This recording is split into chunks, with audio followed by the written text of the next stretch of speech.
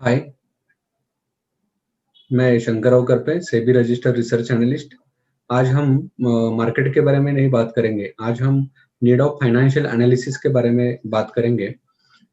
Financial analysis यानी खुद का फाइनेंशियल प्लानिंग क्यों ज़रूरी है? क्यों खुद का फाइनेंशियल प्लानिंग करना चाहिए? पैसा कमाना ईज़ी है, मगर कमाए हुए पैसे को बढ़ाना और टिकाना ईज़ी नहीं है। उसके लिए लाइफ में एक फाइनेंशियल एडवाइज़र ज़रूरत है। मगर वो फाइनेंशियल एनालिसिस किस तरह से करते हैं, उसके बारे में आज पहला लेसन हम देखेंगे। उसमें आज लाइफ का एनालिसिस देखेंगे। ये जो आप चार्ट देख रहे हैं ना, बर्थ टू डेथ का, बर्थ के बाद एजुकेशन आता है, फिर job, business, marriage, family, child, child education, parents care, family medicine, child marriage, retirement, tour and death. ये जो पूरा लाइफ साइकिल है, वो लाइफ साइकिल में कौन से स्टेज पे कौन सा रिस्पॉन्सिबिलिटी लेना पड़ता है, उसके बारे में थोड़ा सा हम देखेंगे। देखो, बर्थ के बाद एजुकेशन आता है, फिर जॉब करना पड़ता है, फिर शादी हो जाता है, फिर बच्चा, फिर बच्चे का education, parents care, family medicine, child का मैरिज रहता है, फिर अपना रिटायरमेंट लाइफ रहता है। इस हिसाब से अपना लाइफ साइकिल रहता है।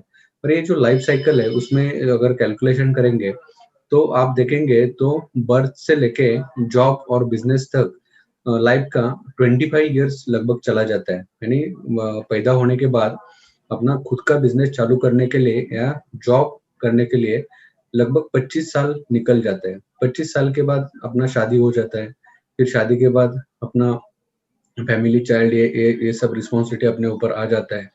रिटायरमेंट तक देखेंगे, यानी 60 साल का अगर गवर्नमेंट के कैलकुलेशन के हिसाब से रिटायरमेंट का एज देखेंगे, तो 60 के एज तक हम रिटायर हो जाते हैं। तो हमारा पैसा कमाने का एज चालू हो जाता है 25 में, और हम रिटायर होते हैं 60 के एज में। यानी 60 के और माइनस 25 करेंगे, तो खाली 35 ईयर जो हमारा लाइफ का है, वो 35 ईयर मोस्ट इम्पोर्टेंट है। यानी हम देखेंगे तो 70 एक साल का ज़्यादा से ज़्यादा वो 70-80 साल तक जीता है। मैं 70 साल का हम अपन बाइफरगेशन करेंगे, तो पहला 25 साल जो है, तो पहला 25 साल अपना एजुकेशन में चला गया। लास्ट का 10 इयर्स जो है, वो लास्ट का 10 इयर्स हमारा रिटायरमेंट चला चला गया। तो अपने हाथ में खाली ये 35 साल रहते हैं। ये जो 35 साल है, ये 35 साल हम खाली पैसा कमाते हुए, और जो कमाते हैं पैसा, उसके साथ हमारे ऊपर रिस्पॉन्सिबिलिटी भी रहता है। वो रिस्पॉन्सिबिलिटी कौन सा रहता है? मैरिज के बाद हमें बच्चे हो जाते हैं, बच्चे के बाद उनका बच्चे का एजुकेशन देखना पड़ता है, फिर पेरेंट्स का केयर करना पड़ता है, फैमिली का मेडिसिन, चाइल्ड मैरिज। और ये जो रिस्पॉन्सिबिलिटी है कि उसके साथ अपना कोई ड्रीम्स भी रहता है। किसी को घर लेना होता है, किसी को गाड़ी लेना होता है, किसी को फॉरेन टूर करना पड़ता है। ये भी ड्रीम्स हमारे लाइफ में रहते हैं। वो ड्रीम्स जो है, वो भी अपने को पूरे करने रहते हैं, और हमारे जो रिस्पॉन्सिबिलिटी भी पूरा करना रहता है। और वो हिसाब से हम लाइफ का एनालिसिस आज के वीडियो में देख रहे हैं। तो ये जो लाइफ हमारा बन रहा है, तो वो लाइफ 70 साल का अगर हम बाइफरकेशन करेंगे, बर्थ से लेके डेथ तक, ओके? तो 25 साल हमारा एजुकेशन में चला गया। ये 25 साल हम देखेंगे तो 25 साल हमको हमारे माँ-बाप ने सँभाला, और 25 साल के ब बाद हम समझो खुद के इनकम पे अपना लाइफ निकालने लगे। और जो खुद के इनकम पे हम लाइफ निकाल रहे हैं, वो हिसाब से देखेंगे तो खुद के इनकम के ऊपर से हमारा जो खर्चा हम चला रहे हैं, वो हिसाब से जो हमारा लाइफ में जो ड्रीम्स हैं, जो रिस्पॉन्सिबिलिटी है, वो अच्छी तरह से पूरा हो रहा है या नहीं हो रहा है, वो भी अपने को देखना चाहिए।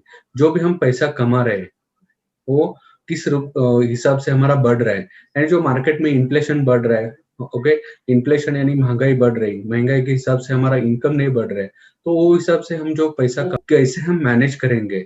जो आपके इनकम के हिसाब से आपको पैसा किधर इन्वेस्ट करना चाहिए? वो हिसाब से आपके बच्चों के एजुकेशन के लिए कितना पैसा लगता है? कितना पैसा आगे लगेगा? वो हिसाब से आपका पूरा हम फाइनेंशियल प्लानिंग करते हैं। तो पूरा फाइनेंशियल प्लानिंग में अगर आपका बच्चा अभी 4 साल का है, तो 18 साल का हो जाएगा, तो उसके हायर एजुकेशन के लिए आपको ज़्यादा पैसा लगेगा। तो ज़्यादा पैसा हम कैसे मैनेज करेंगे? वो हिसाब से पूरा डिटेल में फाइनेंशियल प्लानिंग जो है, तो वो पूरा डिटेल में फाइनेंशियल प्लानिंग हमारा इंस्टीट्यूट करता है। मैं खुद शंकरराव करपे कर देता हूँ। तो आपका जो पूरा फाइनेंशियल प्लानिंग आप करिए, उसमें पूरा लाइफ में आपके जो ड्रीम्स है, आपकी जो रिस्पॉन्सिबिलिटी है, उसके लिए कौन से स्टेप में आपको कितना-कितना पैसा लगेगा, और वो पैसा आप कौन से इंस्ट्रूमेंट में इन्वेस्टमेंट करना चाहिए। हम अभी क्या कर रहे हैं, वो जो अपना पुराना इंस्ट्रूमेंट का साधन है, उसमें ही हम इन्वेस्टमेंट करते आ रहे हैं। और उसमें क्या हो रहा है, जो रिटर्न मिल रहे हैं, वो रिटर्न महँगाई के हिसाब से बहुत कम मिल रहे हैं। तो अपने को कौन से इंस्ट्रूमेंट में इन्वेस्टमेंट करना चाहिए और नए आए हुए मार्केट में कौन से इंस्ट्रूमेंट है, वहाँ पे मेरे को अच्छा रिटर्न मिल सकता है। क्योंकि ये लाइफ की जो साइकिल आपने देखी, बर्थ से लेके डेथ तक, तो 70 साल में अपन खाली 35 साल पैसा कमाते हैं और 35 साल जो पैसा कमाते हैं, मगर लगभग उसमें 70 साल अपना एक्सपेंस रहता है, बर्थ से डेथ तक। आप पैदा हुए उसी दिन से आपका एक्सपेंस चालू है, आपके डेथ होने तक वो एक्सपेंस चालू रहने वाला है। मगर वो बीच में जो 35 साल खाली हम पैसा कमा रहे हैं और बाकी के 35 साल है, हम डिपेंडेंट है। वो लास्ट के 10 इयर्स हम समझो बच्चों पे डिपेंडेंट हो गए या आपने इन्वेस्टमेंट किया है, आप उसमें डिपेंडेंट हो गए। यानी इन्वेस्टमेंट के रिटर्न में डिपेंडेंट हो गए। और जो पहले 25 साल थे, आप अपन माँ-बाप पे डिपेंडेंट थे। यानी उसी हिसाब से अपने को देखना चाहिए कि हम किसी तरह से इन्वेस्टमेंट करें, अच्छी तरह से रिटर्न हम पैदा करें और मार्केट में आने वाले दिनों में हम अपना अपना जो लाइफ है वो अच्छी तरह से निकाल सकें। इसीलिए आप अपना कोई भी फाइनेंशियल एडवाइज़र एक मार्केट में चुनिए, उसी के साथ आप आपका फाइनेंशियल प्लानिंग करिए, क्योंकि आपकी जो रिस्पॉन्सिबिलिटी है वो पूरी करनी है। आपके जो ड्रीम्स है वो भी पूरे करनी है, क्योंकि लाइफ छोटी है, लाइफ 70 साल की है, उसमें से खाली 35 साल हम कमाते हैं, तो 35 साल जो इनकम ईयर है वो बहुत कम है और उसी हिसाब से जो एक्सपेंस ईयर है तो होल लाइफ एक्सपेंस है। और फिर बच्चों का आपको खर्चा उठाने का है, माँ बाप का समझो बुढ़ापे का खर्चा आपको उठाने का है, आपके समझो वाइफ कमाती नहीं है, उसका खर्चा आपको उठाने का है, यानी जो आपके ऊपर डिपेंडेंट है उसका खर्चा आपको लेने का है।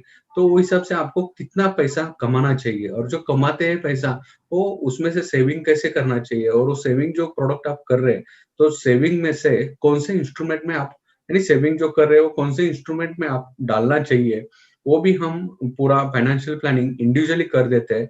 नीचे आपको कमेंट बॉक्स में जो अभी हम देख रहे हैं वीडियो आप वो उसमें नीचे कमेंट बॉक्स में हमारा टोटल डिटेल्स यहाँ पे मौजूद है। आप हमारे साथ जुड़ सकते हैं। आप लाइव यानी ज़ूम के द्वारा भी हम मीटिंग कर सकते हैं। आप कहाँ भी हो पूरे देश में से हमारे साथ संपर्क में रह सकते हैं। तो आज के लिए इतना ही काफ़ी है। Thank you very much.